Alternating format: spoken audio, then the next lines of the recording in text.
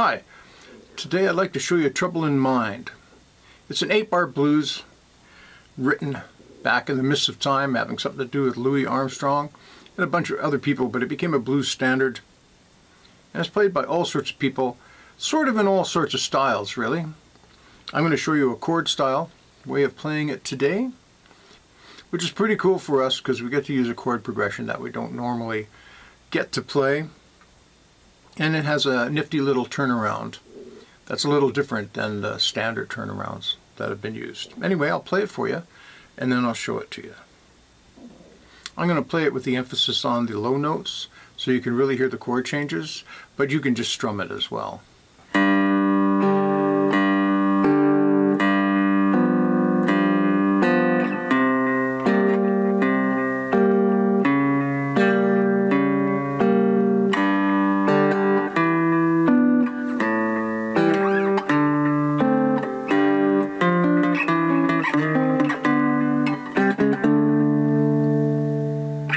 That's all you need.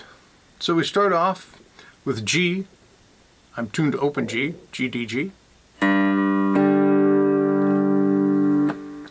So it's 4 beats of just G. 2, 3, 4. And the reason I'm hitting the bass note instead of going like 1, 2, 3, 4 is because we're going to be changing on half measures. So we're going to be doing like a chord on 1, 2 and then a chord on 3, 4.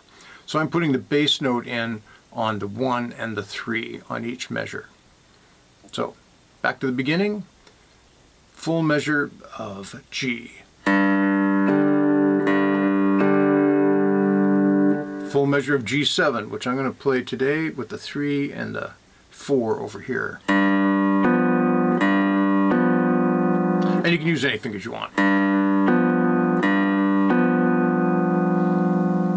That's a full measure of G7. Then we're going to go to the 4 chord, which is C.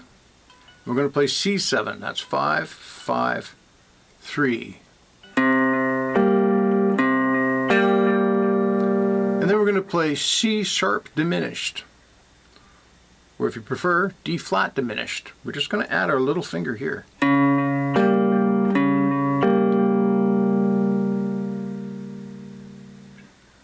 Which is kind of a cool chord. That's called a passing chord because you don't usually play it on its own unless you're in a death metal band or something. You basically play it to get from one chord to another. In this case, we're going from the 4 chord back to the 1 chord. So the 4 chord again, C7, C sharp diminished, back to G, then E7, A7,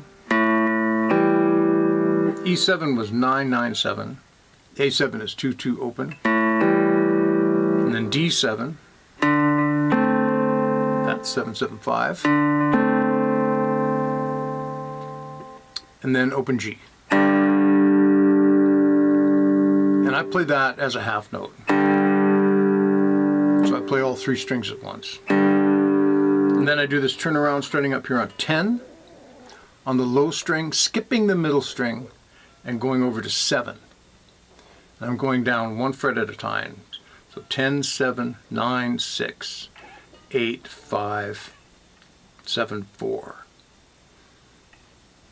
I'll play that for you. So you hit the low string, the high string, and the low string again.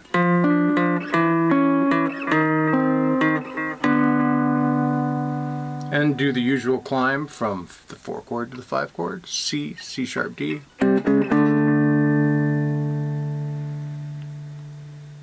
So once again, G for 4 beats, G7, C7, C sharp diminished, G, E7, A, D7, G, turn around.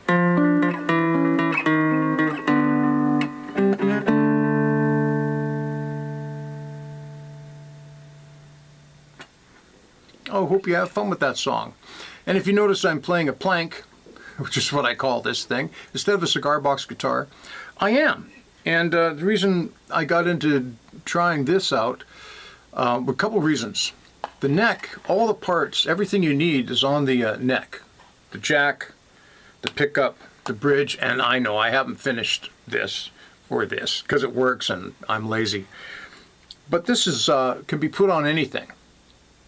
So you can put it on different pieces of wood. This is a piece of basswood.